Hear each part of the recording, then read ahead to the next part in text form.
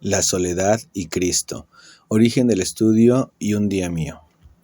No hace mucho tuve una comida con una chica a la que pensé que le interesaba tener algo conmigo, comenzar una relación, que hubiera algo, pero nada pasó. Poco después de la despedida y a medio camino de mi hogar me sentí mal e incluso triste y comenzaron a atacarme pensamientos como que no era importante lo que sintiera yo. Pues a fin de cuentas todos se van de nuestras vidas en algún momento y me autoconvencí de que existen personas que Dios quiere solas, para un bien mayor que en el momento no distinguimos. También pensé que no debemos esperar nada de nadie para no ser como Caín, que se entristeció tras el rechazo de su ofrenda por no obtener lo que esperaba. En la negativa vi la mano de Dios impidiendo que algo lamentable pudiera ocurrir. Pensé en lo solo que me sentía y lo imposible que es conocer a alguna chica para algo serio. Muchos pensamientos fatalistas y deprimentes me inundaron.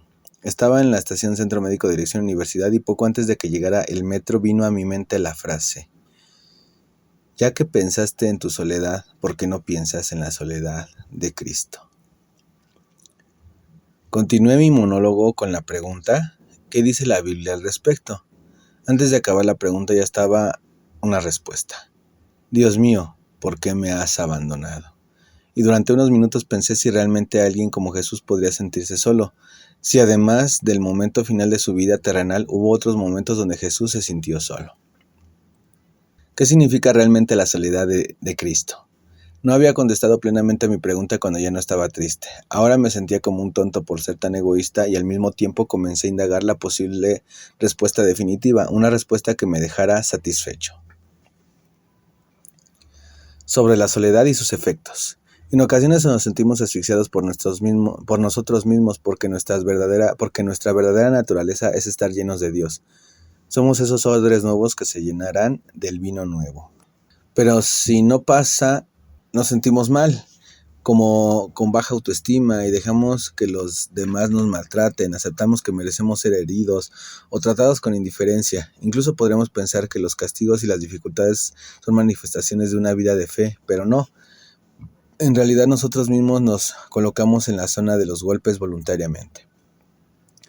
Le ponemos etiquetas bonitas a situaciones nefastas para sobrellevar la realidad, como que Dios le da sus peores batallas a sus mejores guerreros, cosas así. La vida sin Dios conduce a la decadencia del ser. También nos sentimos insatisfechos porque nuestra autoestima depende de nosotros mismos y por eso no la tenemos. La autoestima debe de provenir de Dios, aunque esto suene contradictorio, pues se entiende que la autoestima es la percepción de uno mismo sobre sí mismo, ¿no? A lo que respondemos que Cristo nos da ojos nuevos para ver lo hermosos que somos por ser creación suya. Así como por un solo hombre somos indignos, también por uno solo somos perdonados y vestidos de dignidad. Ante los ojos de Dios somos seres hermosos. Una autoestima a la luz de los ojos de Dios nos hará tener una percepción más objetiva de nosotros mismos. Aunque lo que hacemos es sumergirnos en variadas conductas de autoprotección como mecanismos de defensa para no sentir, para no ser heridos o exponernos vulnerables ante los demás. Optamos por la soledad, la melancolía, las autolaceraciones y la fantasía. Y además le llamamos a esto una vida justa, sacrificial, original y de fe. O no le llamamos de ninguna manera, pero sí que la vivimos, como el endemoniado Gadareno. ¿Qué hizo él? Se apartó de los sepulcros en donde se hería y echaba voces. Si leemos con atención el relato y pensamos que el endemoniado Gadareno es solo una persona, sin hacer la diferencia entre humano y demonios, su comportamiento es contradictorio y a la vez muy común entre los humanos. Primero, Marcos 5:5 dice que se hería con piedras. Y segundo, cuando llega Jesús a su encuentro, el endemoniado le pide que no lo atormente. ¿Qué demuestra el endemoniado? Que no quería sufrir. ¿Y qué hizo? Apartarse de las personas y ocultarse de Dios. Suena muy común, ¿no? El endemoniado Gadareno tenía activados todos sus mecanismos de defensa, logrando su cometido, sentirse bien, aunque ya era un muerto viviente. La vida con Cristo es real y auténtica, no es un cuento para antes de morir. Claro que toda manifestación egoísta o ególatra a veces no es tan franca o directa en sus consecuencias como podríamos imaginarlo. No es que por ser idólatras mañana nos arrolle un camión de Coca-Cola dejándonos paralíticos, porque probablemente no ocurrirá. Evidentemente vivir para nosotros mismos sí nos traerá beneficios como tener un buen trabajo, un departamento propio, una hermosa esposa o esposo, hijos, mascotas, viajes por el mundo, grandes personas por conocer, etc. La cuestión aquí es el sentido que toma tener un buen trabajo. ¿Será ganar mucho dinero? ¿Un departamento propio para qué? ¿Tener muchas fiestas con los amigos? Lo que decimos es que podemos tener todo lo humanamente posible, una vida llena de éxitos, pero sin la salvación de Jesucristo. Vivir para morir será la más grande contradicción después de negar que Cristo es la verdad. Para los incrédulos en realidad no hay pérdida alguna, después de todo solo existe lo que vemos, y no hay más. O tal vez solo el ruido de fondo, o como diría el profesor Radisson de la película Dios no está muerto, citando a Shakespeare. La vida es un cuento contado por un idiota, lleno de ruido y de furia que no tiene ningún sentido.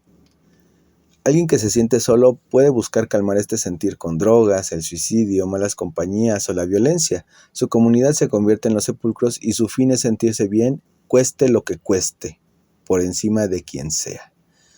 Las personas solas o que hemos sido abandonadas lo replicamos y abandonamos a nuestras mascotas a su suerte, abandonamos a nuestra novia o novio, esposa o esposa, abandonamos a nuestros hijos, abandonamos a nuestros padres ya viejos, abandonamos a nuestros amigos, abandonamos nuestro país y terminamos abandonándonos a nosotros mismos, ya que nadie nos dio ninguna importancia. A estas alturas, optar por el camino de la violencia, el odio, la drogadicción, el suicidio, ya no suena tan enfermo, ¿o sí? La soledad se puede ver en diferentes escalas, aunque nosotros solo hemos hablado de la soledad del individuo y algunas actitudes comunes, pero también son válidas las preguntas: ¿qué ha producido una ciudad de solitarios? ¿Cuáles son los frutos de una vida sola? ¿Qué significa un mundo solo? Los invitamos a que compartan sus reflexiones sobre esta y otras preguntas acerca de la soledad en la humanidad en todas sus escalas o círculos en los que se acumula la humanidad. Desde luego que la soledad por sí misma no es mala. Por ejemplo, cuando Dios estaba solo, entre comillas solo, creó el universo. Nosotros en soledad podemos ser más reflexivos, analíticos, tener más poder de concentración, regular nuestras emociones, valoramos el tiempo en compañía, podemos escribir, orar, decidir cómo aportar para la obra de Dios, ser más independientes, podemos marcar más claramente nuestros límites. ¿Tú qué haces cuando estás a solas? Después de hablar un poco de nosotros, ahora sí, intentemos contestar la pregunta: ¿qué significa la soledad de Cristo? Respuestas. Cuando leemos Génesis 1:1 en hebreo vemos que se menciona a Dios con la palabra Elohim o Elohim, que es el plural de Elohá, Eloaj, o algo así. Génesis 1:1. En el principio Elohim Aleph Tav creó los cielos y la tierra. Es decir, se ocupa una palabra en plural para designar un individuo, algo que nos hace pensar que aunque Dios es solo uno, está completo, no se siente solo, porque no está solo. Evidencias. En Génesis 1:26 dice: hagamos a la humanidad a nuestra imagen. Usa la palabra hagamos y nuestra como si no fuera solo uno, o más bien como si estuviera hablando consigo mismo.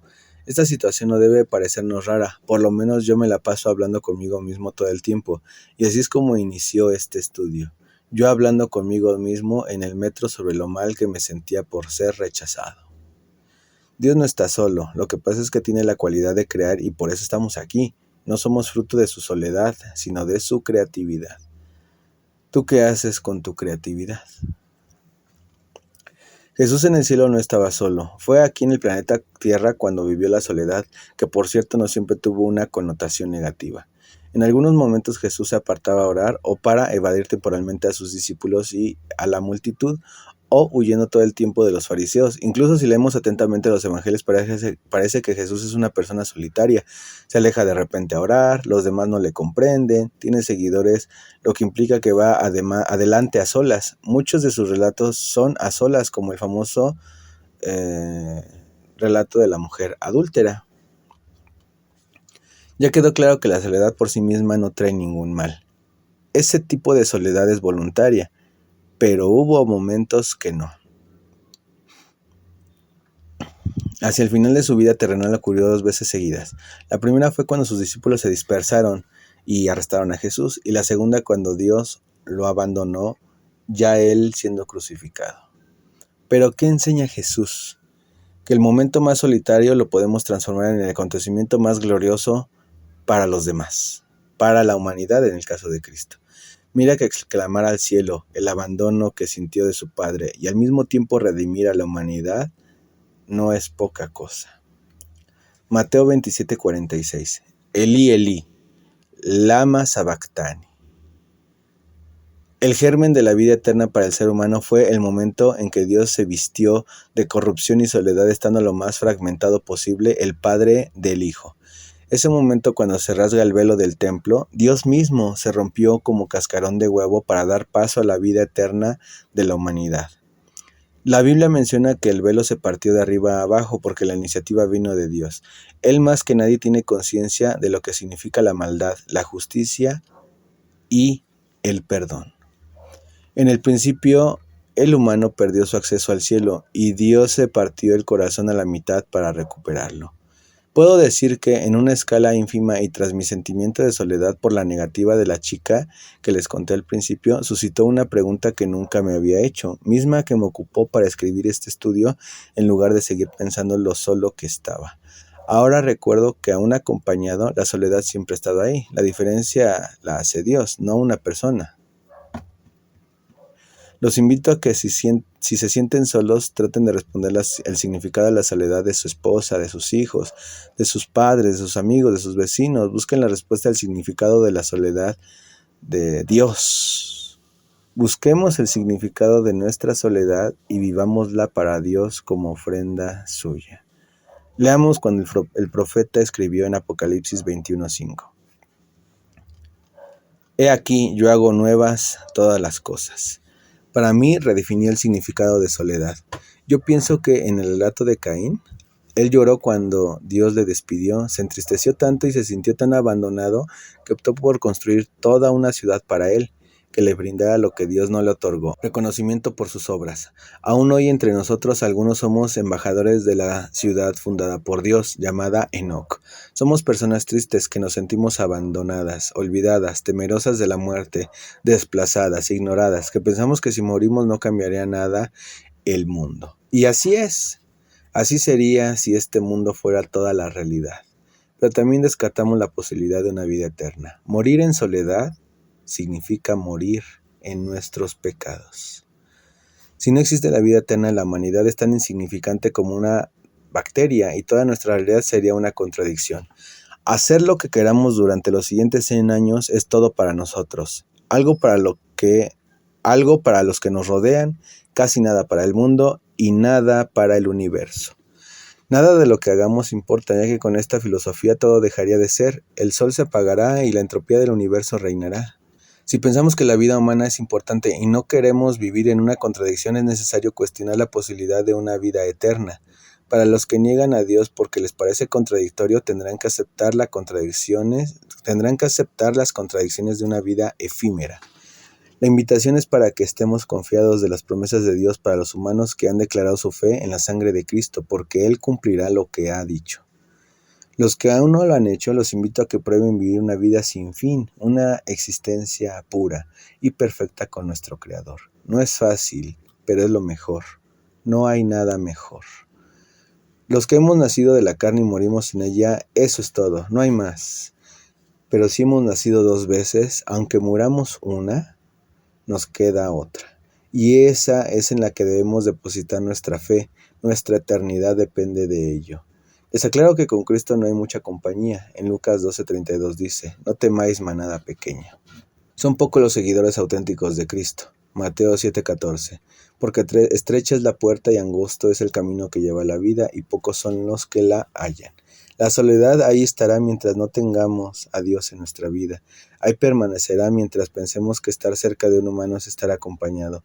Las personas salvas pertenecemos a un pueblo y ya no estamos solas. Ya rebasamos las fronteras terrenales y temporales. Dejamos de ser esclavos de la entropía. Jesús vivió la soledad más grande posible para que nosotros vivamos en la compañía más grande, la del Espíritu Santo. Si vivimos solitariamente sin Cristo, así seremos juzgados, solos. y tendremos que pagar nuestros pecados con nuestra propia vida. Hermanos, Dios nos llamó a ser de su familia. Ya no estamos solos.